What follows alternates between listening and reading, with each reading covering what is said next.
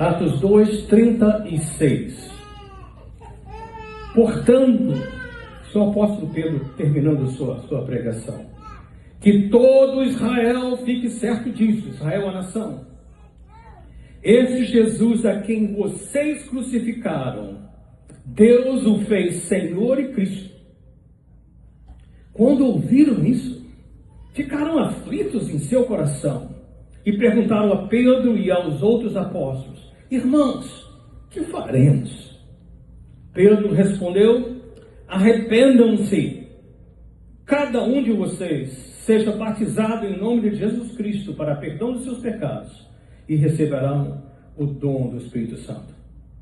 Pois a promessa é para vocês, para os seus filhos e para todos os que estão longe, para todos quantos o Senhor nosso Deus chamar. Com muitas outras palavras, os advertia e insistia com eles: salvem-se dessa geração corrompida. Os que aceitaram a mensagem foram batizados, e naquele dia houve um acréscimo de cerca de 3.000 pessoas. Eles se dedicavam ao ensino dos apóstolos e à comunhão, ao partir do pão e às orações. Todos estavam cheios de temor, e muitas maravilhas e sinais eram feitos pelos apóstolos. Os que criam mantinham-se unidos e tinham tudo em comum. Vendendo suas propriedades e bens, distribuíam a cada um conforme a sua necessidade. Todos os dias, continuavam a reunir-se no pátio do templo. Partiam o pão em suas casas e juntos participavam das refeições com alegria e sinceridade de coração, louvando a Deus e tendo a simpatia de todo o povo. E o Senhor lhes acrescentava diariamente os que iam sendo salvos. Essa é a palavra do Senhor. Amém. O que nós aprendemos aqui? Eu fiz uma anotação que eu gostaria de deixar com vocês, princípios, baseado nos versos que nós acabamos de ler. Vários princípios. Primeiro princípio que nós temos: nós somos responsáveis pela crucificação de Cristo. O versículo diz: portanto, todo Israel, fique certo disso. Esse Jesus a quem vocês crucificaram, Deus o fez Senhor e Cristo. Pastor, Israel, não fomos nós. Eu não sou israelita, não estava lá, nem agora, sou da nação de Israel. Como é isso? Então anotem, está qualificando que nós não estamos isentos. Brasileiros, americanos, que nação for. Se é um ser humano, você crucificou Jesus. Pastor, não estou entendendo, não. Por quê? Eu não coloquei Jesus na cruz. Não fui a favor daquilo. Não gritei para crucificar. Como é que é isso? A questão é: todos nós pecamos. A palavra de Deus fala: todos pecaram e destituídos, carecem da glória de Deus. Como? Quando Deus criou Adão e Eva, os colocou no paraíso, Ele os colocou para terem um convívio, uma comunhão com Deus, diária, constante. O Senhor estabeleceu uma pequena regra: podem comer de tudo no paraíso. Façam de tudo. Não tem que trabalhar, não tem que cuidar de nada. Só aproveitem esse paraíso, com exceção de duas árvores: o conhecimento do bem e do mal e a árvore da vida. E o Senhor disse: se vocês comerem, desobedecerem e comerem dessa árvore do conhecimento do bem e do mal, vocês vão perder o relacionamento comigo. Ele diz: vocês morrerão. Vocês lembram no capítulo 3 de Gênesis o que acontece? A serpente vem, Deus criou o homem, depois do homem criou a mulher, e ele criou toda a criatura, né? Ele tudo ali, naquela ordem de prioridade, né? O homem, a humanidade, depois os animais e tudo mais. Mas o que aconteceu? A serpente vem, começou com a mulher. Não é culpa da mulher, porque se você olhar com um jeitinho lá, Adão, que ouviu de Deus essa ordem, compartilhou com Eva o que Deus tinha colocado como a direção. O Adão estava ao lado dela e não fez nada. E na pior de tudo, quando ela acabou de comer, o que foi que ela fez? Ô Adão, vem aqui, eu tenho algo para lhe dar. Foi isso que ela falou? O que o texto diz? Ela estendeu a mão e deu para ele. O que ele fez? Ele disse, comeu. A responsabilidade de ter sido, Eva, por favor, não coma. Ele ouviu a conversa, isso não é o que Deus falou. Às vezes nós homens temos esse problema. A gente não quer chatear a esposa e não fala a verdade. É certo que muitas vezes ela tem palavras de verdade para nós, mas às vezes por medo a gente fica quieto. Homens, não podemos fazer isso.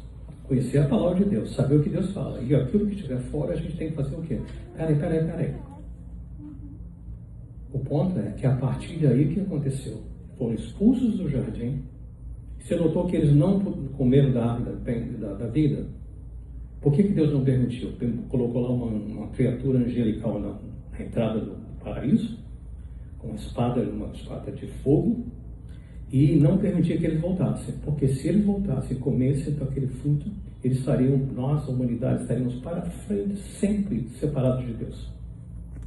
Lá no mesmo capítulo que fala que eles pecaram contra Deus e foram expulsos, vem a promessa de Jesus. Gênesis 3,15, está dizendo que da descendência da mulher, da semente da mulher, viria um que iria pisar na cabeça da serpente, Jesus Cristo. Amém. Então Deus estava apontando. Então Jesus veio porque por nós mesmos, está provado em Adão e Eva, os seres humanos não tem como viver de acordo com os princípios de Deus. Então Jesus foi aquele que veio a esse mundo, tomou forma de homem, obedeceu a Deus em tudo. Foi o Adão, foi o filho que Adão precisava ter sido, que eu precisava ser e você precisava ser. Obedeceu em tudo, até a morte na cruz. Aleluia. E depois entregou sua vida perfeita a Deus. Para quê? Para que nós pudéssemos ser reconciliados com o Pai. Glória a Deus. Nós vemos lá em vários textos da palavra de Deus, né? Em 2 Coríntios capítulo 5, a partir de 17, quem está em Cristo, nova criatura é. Amém. As coisas velhas já passaram, tudo se fez novo, é um novo nascer. Mas se você parar aí, você não vê a história toda. O Senhor Deus estava em Cristo, reconciliando o mundo consigo mesmo. E como é que ele fez isso? Ele pegou o meu pecado, nossos pecados, e colocou sobre Jesus. E pegou a vida justa de Jesus completa e colocou em nós. Todo aquele que aceita o Senhor Jesus. Então, a crucificação de Jesus é a necessidade para a reconciliação com Deus. Então, eu sou responsável, meus pecados. Mas a boa notícia é que em Jesus eu posso ser reconciliado com o Pai. Então, primeira coisa. Quando Pedro falou isso, eles ficaram muito assustados. O que nós fizemos? Matamos o Filho de Deus, que veio para dar sua vida para nós. Então, convencidos com a convicção, nos traz o segundo princípio. Quando eles entenderam isso, quando a gente entende, tem que haver a pergunta: o que é que eu preciso fazer? Aleluia. Eu não quero prolongar, eu pensei que vou terminar pelas 10 horas da noite. Hoje é domingo, então tranquilo. Amanhã, segunda-feira, temos tempo. Mas quando eu conheci a minha esposa Cláudia, eu estava numa vida terrível. Uma situação terrível no Rio de Janeiro. E naquela época, usando drogas, vendendo drogas, companhia, tudo que não presta você imagina. E havia um indivíduo que ficava testemunhando para mim, enchendo a minha paciência. E falava. Fizemos de tudo para fazer o desistir, vou cortar a história. E para se livrar dele, ele fez um convite, um culto de jovens aos sábados. Havia uma jovem que era parte daquela nossa grupo de pessoas que faziam o que não era bom. Mas ela desapareceu, sumiu do mapa. Não sabia o que aconteceu. Aí nós fomos, para se livrar desse amigo que me importunava, para assistir lá esse programa dos jovens. A gente falou, vai lá, fica um pouquinho, vai embora, ele nunca mais vai chatear a gente, que ele já ouviu. Chegamos lá, era um quintal cheio de jovens. Eu estava com 21 anos naquela época, cheio de jovens. Assustei. Eram 4. Nós estávamos com a cabeça cheia de drogas. Doidões, como eu falava, né? Aquela coisa. Chegamos ali, os 3 falaram o seguinte: estou fora, vou embora. Vamos embora? Não, eu quero ficar. Sentei. Quando eu olhei lá para frente, o que eu vi? No grupo de jovens, eu estava acostumado com uma moça de mini saia, e cabelo curto. De repente eu olho lá e eu vejo uma moça com um vestido normal e com cabelo longo, mas eu olhei assim de perto, eu conheço essa moça. E quando terminou, eu perguntei, eu fui lá na frente, fiz não foi nem apelo, né? Eu fui direto lá depois que acabou a reunião. E aí, o que aconteceu? E eu falei, o que é isso que você tem? Então, eu acho que ela percebeu que eu estava interessado nela e não na mensagem. Desconversou alguma coisa, combinou de encontrar outra vez com um grupo lá dos jovens e tudo mais. Eu sei que em 2 semanas eu falei, Cláudia, eu não estou interessado nesse Jesus. Já conheço tudo dele, eu quero namorar com você. Ela falou, fez o testemunho mais complicado do mundo. Falou o seguinte, não posso te namorar. Eu falei, por quê? Como é possível isso? Ela disse, porque você está nas trevas e eu estou na luz. E não há comunhão entre os trevas. Você já viu uma jovem crente fazer isso? Foi tremendo, foi tremendo. Mas o que eu quero dizer é o seguinte, eu saí com raiva. Então, pelos próximos 3, 4 meses, só aprontando mais. Mas um dia, igual aconteceu aqui, o texto fala que quando eles ouviram isso, ficaram aflitos em seu coração. O texto original lá no grego quer dizer o seguinte, eles foram apunhalados. Alguém entrou com um punhal no coração e expôs. Que eles se deram conta, gente, eu estou perdido. Então não deu outra.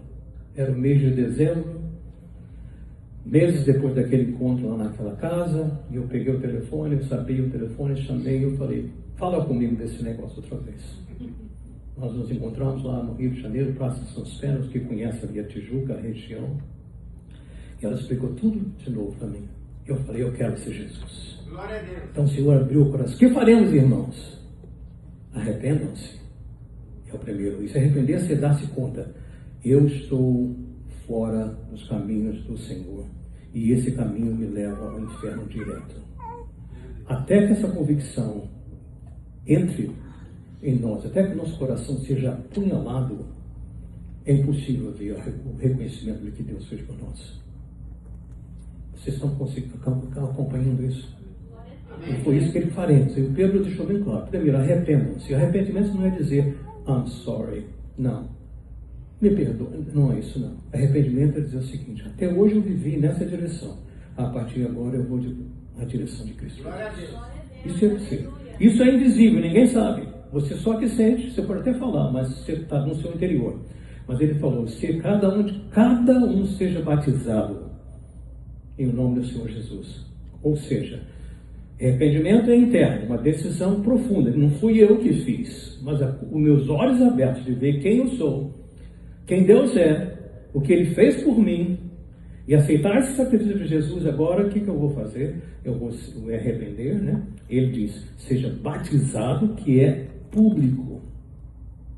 É público, visível, para mim e para aqueles que estão ao redor. O batismo não salva, o batismo é um retrato do que já aconteceu no espírito, no coração.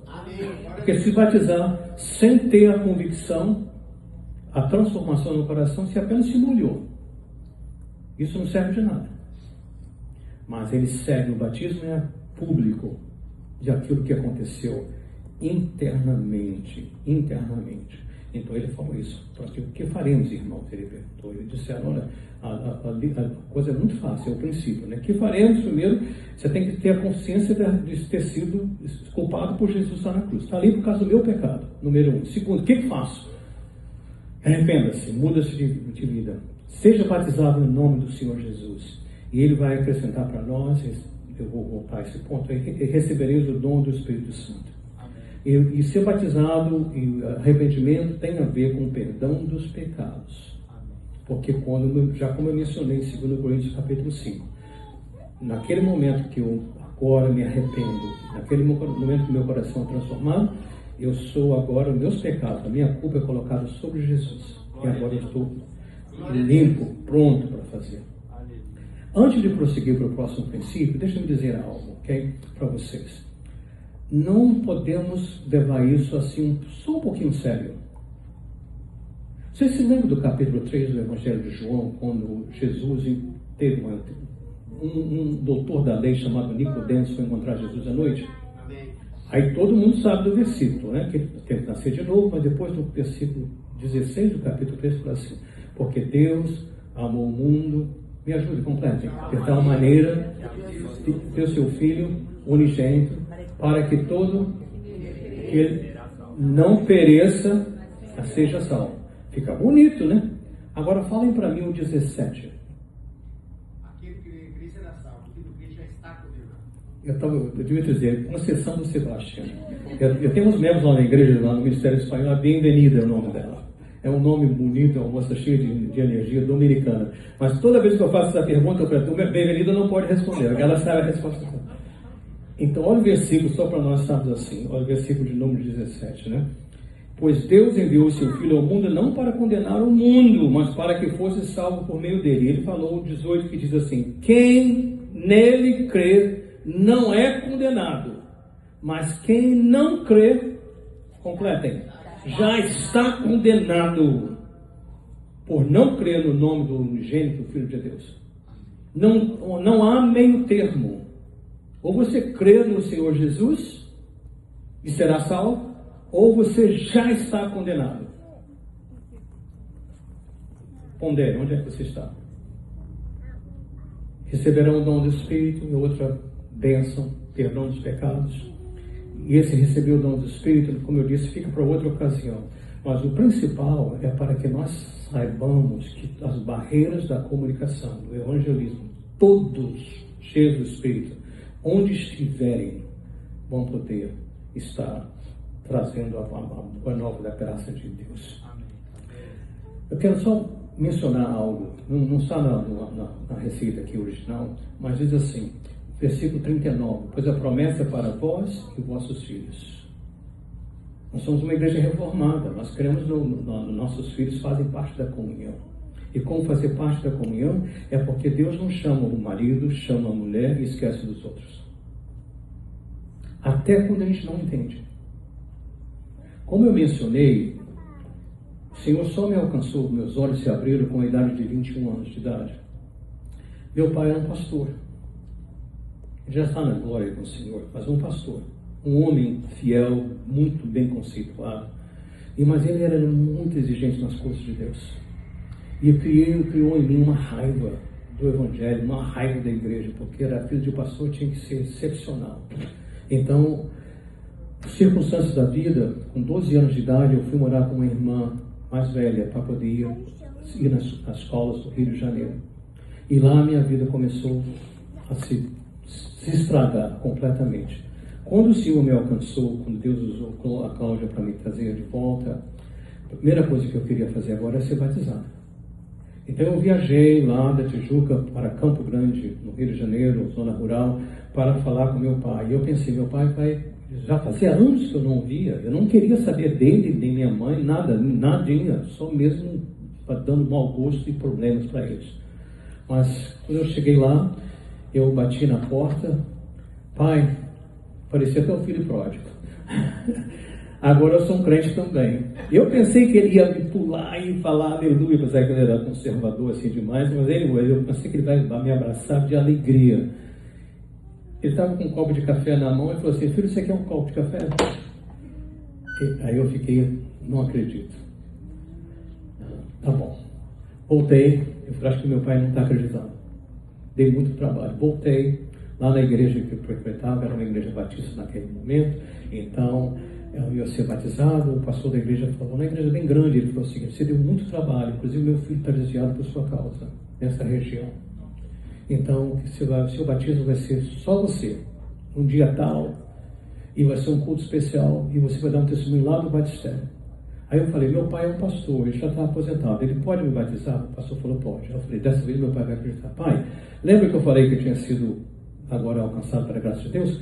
E o pastor da igreja onde vai ser o batismo, disse que o senhor pode fazer o batismo. Se eu aceita, eu pensei, agora ele vai subir. É verdade, vai pular, me abraçar e tudo mais. Filho, você quer mais café? Chegou o dia do batismo, chovia, a igreja lotada, chuva no temporal lá fora. Fui o único a sentar. Nós estamos lá, né? Para quem cuida das igrejas que batizam por imersão, então estavam lá com aquelas roupas, né, especiais, meu pai do lado, eu dei o testemunho, ele fez o batismo, o velho não tremeu, não se emocionou, numa boa. Quando nós fomos trocar de roupa para voltar para o culto e a igreja estava cantando, eu não aguentei. Eu falei, pai, peraí. Ele estava subiando o hino que a igreja estava cantando. Pai, eu falei com o senhor que Deus tinha me alcançado, o senhor não ficou surpreso. Falei com o senhor que se ia fazer o batismo, o senhor não ficou surpreso. Hoje o senhor está aqui e parece que nada aconteceu. Você não está surpreso, pai? Que eu sou um crente? Ele riu, não de deboche, mas aquele riso gostoso. Ele me ensinou a primeira doutrina reformada. Ele falou o seguinte: filho, surpreso, eu sei em quem eu tenho crido. Você notou a profundidade? Ele sabia que a promessa era para ele e para os filhos. Eu podia estragar tudo, mas Deus é fiel nas suas promessas. Tome posse disso. Nosso papel é fazer o melhor pelos nossos filhos, ensiná-los, treiná-los no caminho que devem andar. E o Senhor cuida do coração e do arrependimento de trazer para a sua graça. Amém? Então, nós vemos que os filhos fazem parte desse pacote. Então, dei para vocês uma ideia. Somos responsáveis pela crucificação, a princípio. O Senhor Deus já providenciou um meio de nós nos reconciliarmos, que é através de Jesus. E nós, o que devemos fazer? Temos que mudar de caminho. Se você não... Crente que diz que é crente, mas não mudou de vida, não funciona. Alguma coisa você pode questionar. Isso não foi arrependimento. Porque a mudança é radical. Não vai assim, conta-gotas. A nossa maturidade pode levar tempo para a santa expressão, pode levar tempo para crescer. Mas a mudança de direção tem que ser imediata. Amém. Zaqueu, quando Jesus entra na casa dele, naquela hora um homem que estava a vida inteira roubando de todo mundo, ganancioso, o que ele fez?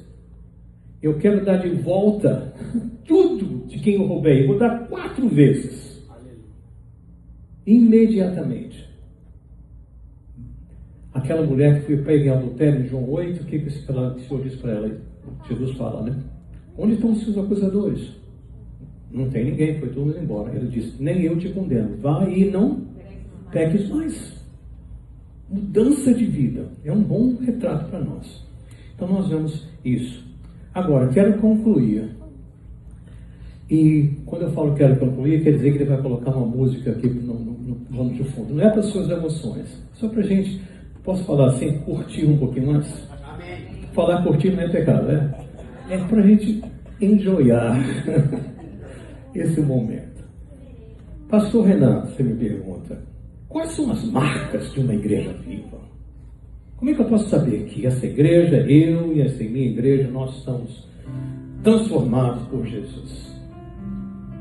Que marcas são essas? Ou simplesmente ler o que o texto fala, dizer para vocês. Alguns de partes que eu já reconheci assim que cheguei aqui. Da outra vez e dessa vez também. A primeira que nós vemos aqui. Versículo de número 42. Eles se dedicavam ao ensino dos apóstolos. Lembrem-se, quando isso está acontecendo, eles não tinham a Bíblia. Tinham o Antigo Testamento, mas não tinham o Novo Testamento. Mas eles tinham os apóstolos que andaram com Jesus. Jesus é o cumprimento do Antigo Testamento. Os ensinos dele foram passados por 3 anos aos seus apóstolos. E o papel dos apóstolos, até que eles foram usados por Deus para nos deixar o Novo Testamento, era dizer o que Jesus ensinou, o que Jesus explicou. Isso mostra e fala assim, olha só, é muito importante, fala assim, eles se dedicavam. Não era assim, os apóstolos se dedicavam. Todos, nessa altura, 3.120 pessoas se dedicavam o quê? À palavra de Deus. Há muitas maneiras, irmãos, mas não há substituto. No momento que você se arrepende, no momento que você foi batizado, no momento que você recebe o Espírito Santo de Deus, agora você tem um apreço, um amor, uma paixão diária para a leitura da palavra. Quando você vem para o estudo bíblico da sexta-feira, o culto do domingo é um bônus. É só para dar uma melhorada em algumas compreensões. Mas a palavra de Deus é o Senhor falando conosco diretamente todos os dias. Você quer fazer parte da igreja viva? Essa marca não é substituível. Um apego à leitura da palavra de Deus diariamente, ou talvez hoje em dia com áudios.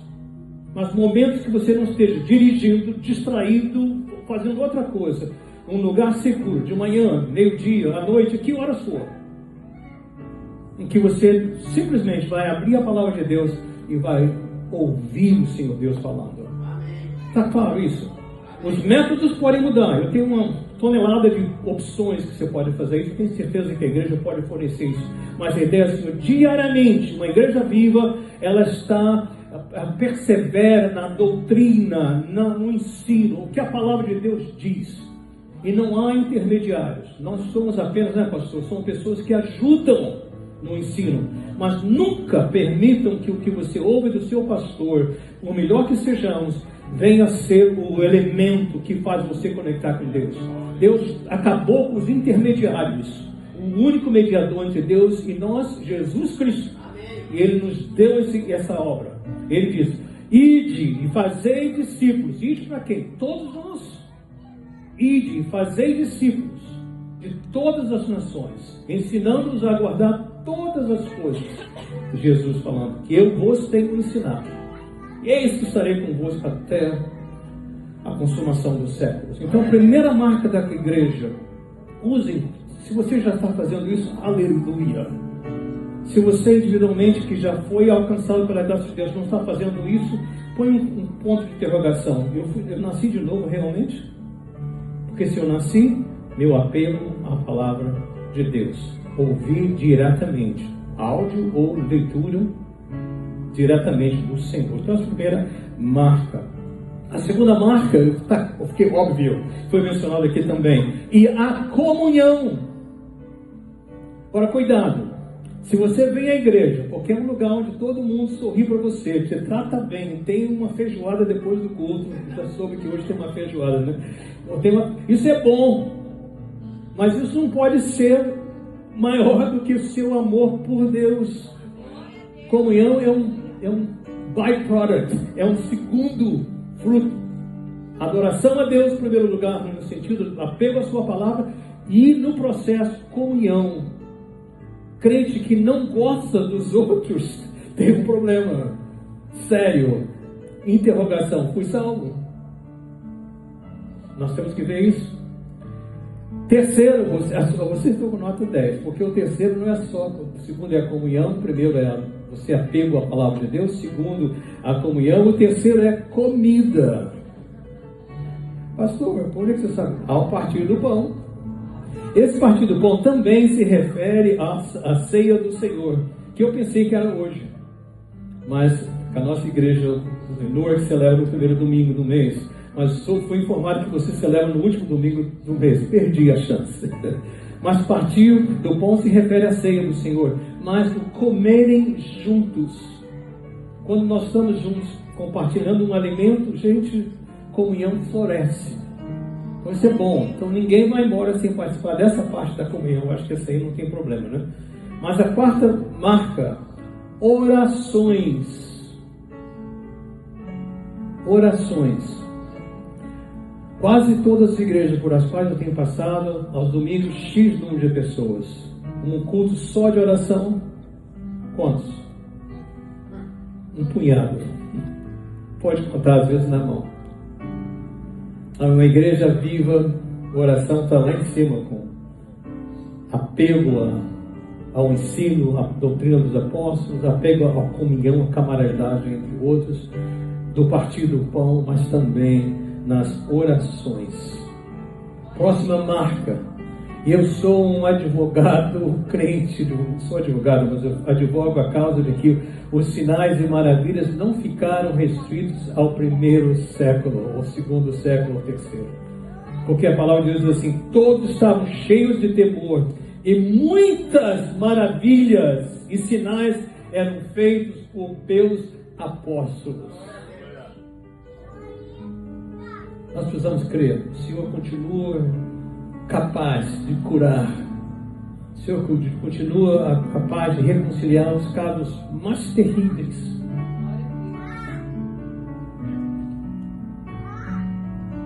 Fico com receio de contar as histórias, né? Mas recentemente nós estávamos na nossa casa recebendo um casal que, alguns meses atrás, eu pensei, é o fim. ser todo mundo preso, polícia, um desastre, uma tragédia qualquer. Mas em alguns meses, através da oração e da ministração da palavra de Deus, que nós vamos ver um casal reconciliado, transformados, com filhos que presenciaram tudo aquilo juntos, vendo do poder de Deus. Irmãos, nós não podemos abrir a mão do fato de que o Senhor continua operando curas, reconciliação, milagres, coisas extraordinárias. Agora, às vezes tem que ter abuso um pouquinho, né? Ontem nós estávamos com companhia em casa, pessoas visitando, e era uma churrasqueira a gás. Então, de repente, o gás parou, a churrasqueira ficou parada. Então, vendo aqui, está vazio, tudo mais, o que é que a gente faz? Tudo. Eu disse, irmãos, tem uma coisa que nós não fizemos ainda, orar. Mexemos em todos os botões, usamos tudo que... E nós oramos. Você sabe o que aconteceu? A churrasqueira de fogo acendeu de novo.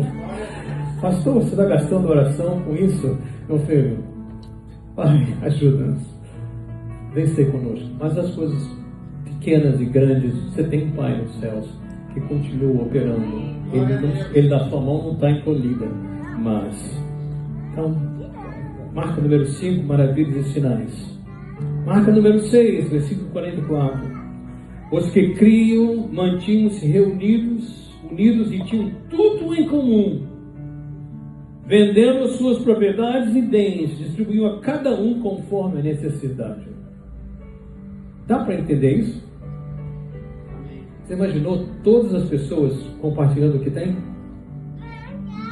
Ninguém passava necessidade? Eu acho que eles estão pensativos um pouquinho, né? Que é complicado, não é isso? Generosidade. Gente, isso é... Sem o Espírito Santo é impossível. Nós, por natureza, somos apegados àquilo que nós lutamos com tanto ardor para ter, não é? Compartilhar, normalmente a gente compartilha o que está sobrando. Mas você vender a sua propriedade para ajudar alguém que está em necessidade, você estaria pronto para fazer isso? Não responda, porque eu não quero que ninguém minta. Não é difícil isso, pensar assim? Vou abrir mão de tudo que eu tenho, mas eu não tenho tanto, por que eu vou fazer isso? Generosidade. Estamos quase concluindo. Marca número 7. Discipulados contínuos. Eu sei que nós não somos igreja que abre todos os dias por razões N. Mas olha só o versículo 46. Todos os dias continuavam a reunir-se no pátio do templo. Uma ideia. O que eles faziam no templo que Jesus veio para abolir o sacrifício do templo? Capítulo 3 de Atos nos dá a informação. 3 horas da tarde, 2 apóstolos, Pedro e João, estavam indo para o templo. E lá encontraram alguém pedindo esmolas. Eles estavam indo porque 3 horas da tarde era a hora da oração. A igreja primitiva não tinha um espaço, um local para reunir 3.000 pessoas. Não tinham. Então eles iam para o templo para orar. Tinham bastante espaço. Orando a Deus, Deus não tem problema com o espaço. Ele vê o coração. Eles estavam ali. Mas o ponto era um grupo de oração. Todos os dias, pessoas se encontravam para orar. Reuniam-se no pátio do templo. Partiu o pão em suas casas. Então a igreja se reunia em casas. Quantas? Dezenas de casas, centenas de casas, não sei. Pelos 3.000, talvez centenas de casas. E ali também participavam das refeições com alegria. Lembra que comida e comunhão, parte integral de uma igreja viva, com sinceridade de coração. Eu falei milhares, talvez umas 2.000 casas para acomodar 3.000 pessoas. E por último, eu creio que essa marca não tem jeito de nós escondermos. E a gente tem que olhar para saber se isso está acontecendo. Não é quantidade, não. É a prova, a evidência da presença de Deus. O texto que eu li termina da seguinte maneira: louvando a Deus e tendo a simpatia de todo o povo. O povo dizia: que povo é esse? Extraordinário, tremendo. E o Senhor, não eram eles, O Senhor lhes acrescentava a cada 3 meses muitos membros. É isso que está escrito? O Senhor lhes acrescentava a cada 2 semanas algumas pessoas. O Senhor, ok, toda semana, pastor, tinha alguém novo na igreja, era isso? O que está escrito? Diariamente. Quantos nós somos aqui hoje? Uns 60, talvez? Se essa marca estiver acontecendo conosco, o que vai acontecer na próxima reunião? De hoje até domingo, 7 dias, cada um de pessoas sendo acrescentadas, daqui até domingo que vem, bons de matemática, quantas pessoas estão aqui? Vocês voltam e quantas mais pessoas vão estar aqui, adicionadas a vocês? 60, mais 7 dias, não é isso? Pelo menos uma pessoa. E Deus não trabalha com apenas um pouquinho, né? Mas vocês notaram o que eu quero falar? A frequência. Às vezes hoje nós ficamos super alegres com 5 pessoas são batizadas, né? Mas o Senhor fazia isso quando? Diariamente. Aqueles que iam sendo salvos. Quem que faz a salvação? Nós somos mensageiros. Quem que salva? Cristo Jesus. Realmente tive uma experiência com o Senhor. A minha vida foi transformada. O outro lado da moeda, eu estou parte das marcas, estou exibindo as marcas de uma igreja viva. Palavra de Deus, comunhão, partir do pão, generosidade, essa máquina de evangelismo que todos os dias o Senhor me usa para trazer outros para o Senhor Jesus. Irmãos, isso aqui não está só para a gente ficar com saudosismo do que foi um dia. Isso está aqui para dizer, é este o plano, é esta a visão que Deus tem para a igreja nossa hoje. Não importa se é Filadélfia, se é Newark, seja que país, que estado for, esse é o plano de Deus para nossas igrejas hoje, para agora. Esse é o plano de Deus para a sua vida, para a minha vida hoje, em nome de Jesus. Eu queria que você fechasse os seus olhos por um momento, baixasse a sua cabeça, se possível. Só olha para dentro e pergunta: Senhor, eu estou nessa categoria de alguma maneira, Pai? Onde, Senhor?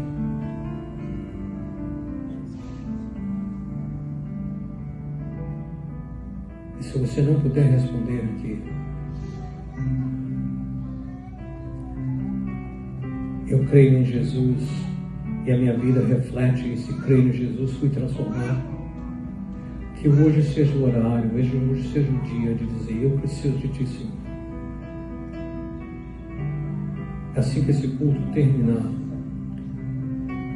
não vai embora sem dizer: eu preciso de Deus, preciso do Senhor Jesus. E nós ajudaremos você a tomar esse passo de fé e ser sua vida transformada.